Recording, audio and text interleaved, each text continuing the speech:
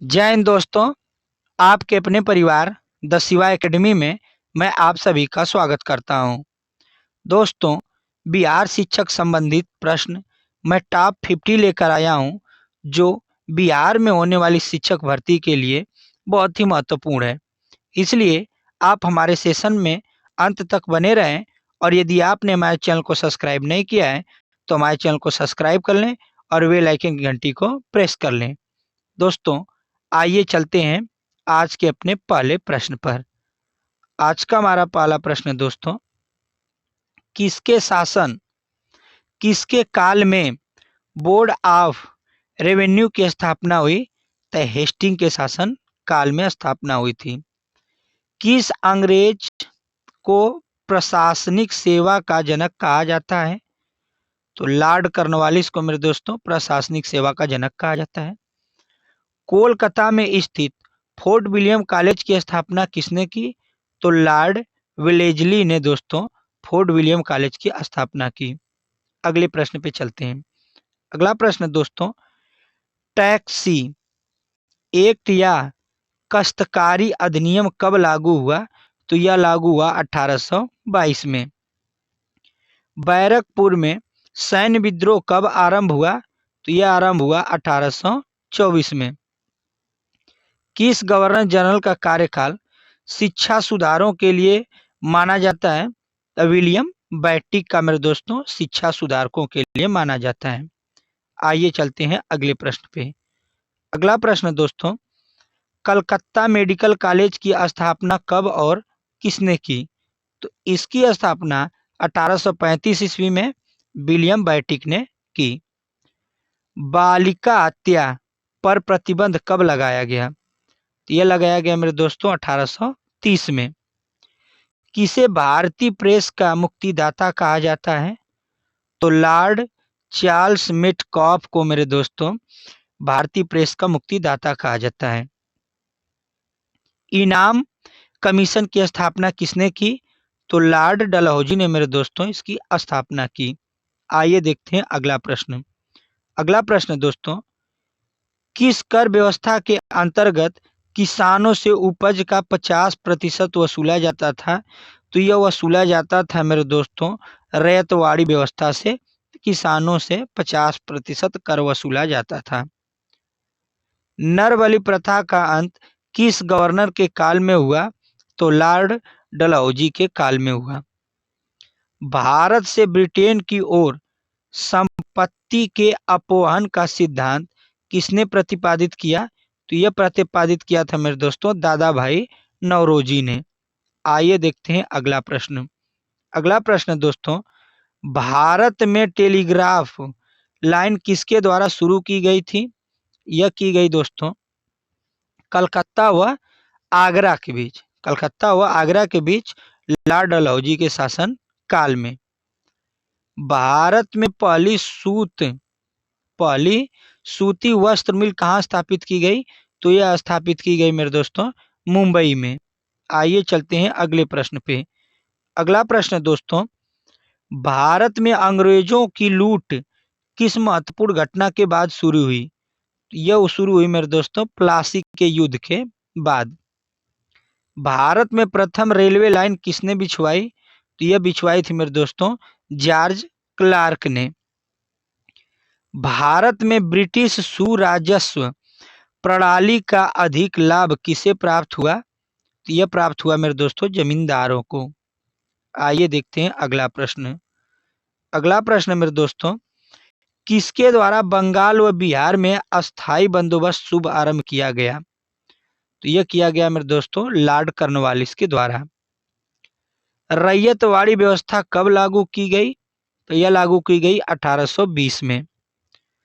पहली बार औपचारिक रूप से महालवाड़ी प्रथा कब लागू की गई? तो यह लागू की गई 1822 में मेरे दोस्तों। आइए देखते हैं अगला प्रश्न। अगला प्रश्न दोस्तों, अंग्रेजी शासन में कौन सा क्षेत्र अफीम उत्पादन के प्रसिद्ध था? तो उस समय प्रसिद्ध था मेरे दोस्तों बिहार। 18वीं सदी में बंगाल में वस्त्र उद्योग के पतन का क्या कारण था? तो इसका कारण था ब्रिटेन को निर्यात करने वाले माल पर उच्च टटकर था। नील कृषकों की दुर्दशा पर लिखी गई पुस्तक नील दर्पण के लेखक कौन थे? तो इसके लेखक थे मेरे दोस्तों दीनबंधु मित्र। आइए चलते हैं अगले प्रश्न पे। अगला प्रश्न दोस्तों, अंग्रेजों द्वारा प्रथम कहवा बागान कहाँ लगाया गया? तो यह लगाया गया था वायनाडा जनपद में। अगला प्रश्न देखते हैं।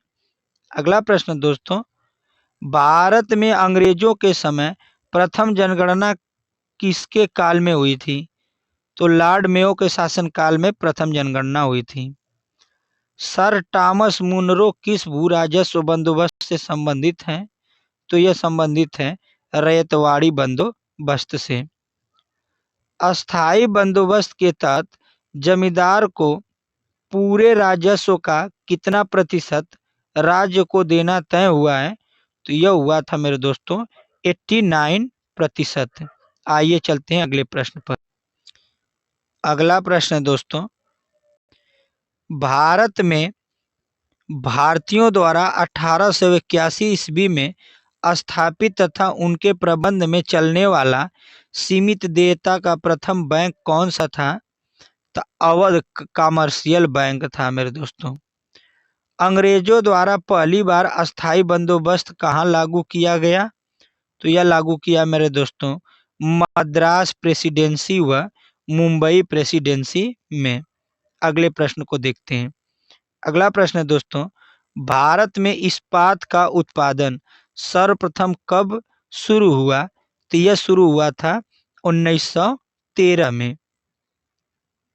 अगले प्रश्न को देखते हैं। अगला प्रश्न दोस्तों, रेल विभाग के लिए पृथक रूप से रेल बजट कब प्रारंभ हुआ? तो रेल बजट प्रारंभ हुआ था मेरे दोस्तों 1924 में। आइए देखते हैं अगला प्रश्न। अगला प्रश्न है दोस्तों, भारत में विकेंद्रीकरण का शुभ आरंभ किसके समय में हुआ? तो यह हुआ था मेरे दोस्तों लॉर्ड मेयो के समय में।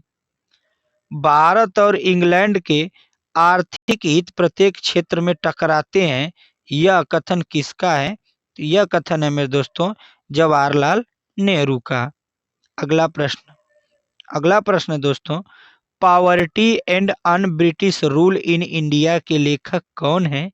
तो इसके लेखक हैं दादा भाई नौरोजी। भारत में आधुनिक उद्योग की स्थापना कब प्रारंभ हुई? तो यह प्रारंभ हुई मेरे दोस्तों 1850 में। भारत में रेलवे की स्थापना आधुनिक उद्योग की जननी की संज्ञा किसने दी? तो यह दिया था मेरे दोस्तों कार्ल मार्क्स ने। आइए चलते हैं अगले प्रश्न पे। अगला प्रश्न दोस्तों, भारत में पहली पटसन मिल कहाँ स्थापित हुई? तो यह स्थापित हुई मेरे दोस्तों रिसरा बंगाल में। सर्वप्रथम लोहा इस्पात उद्योग कहाँ स्थापित हुआ? तो यह स्थापित हुआ मेरे दोस्तों बिहार में।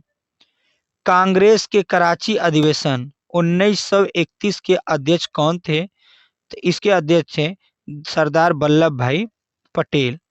आइए चलते हैं अगले प्रश्न पे। अगला प्रश्न दोस्तों, भारत में अंग्रेजों को भूमि खरीदने व बसने की अनुमति कब मिली? तो यह मिली थी मेरे दोस्तों 1833 में। The economical history of India नामक पुस्तक किसने लिखी है? यह लिखी है रमेश चंद्र दत्त ने।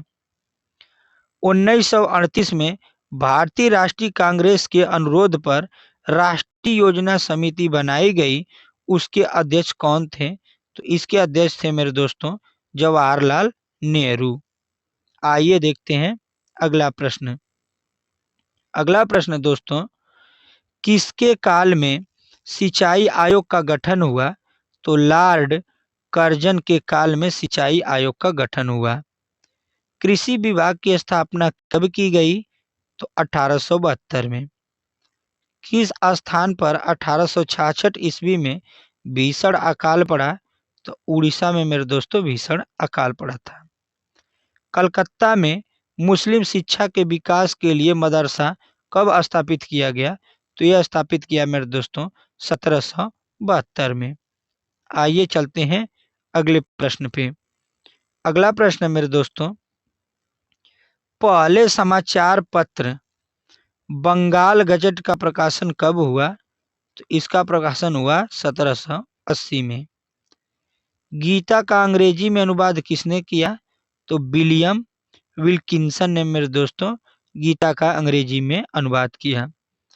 आइए चलते हैं दोस्तों आज के अपने लास्ट प्रश्न पे। आज का हमारा अंतिम प्रश्न है दोस्तों, बिजली संचालित तार सेवा पहली बार कहाँ प्रारंभ हुई?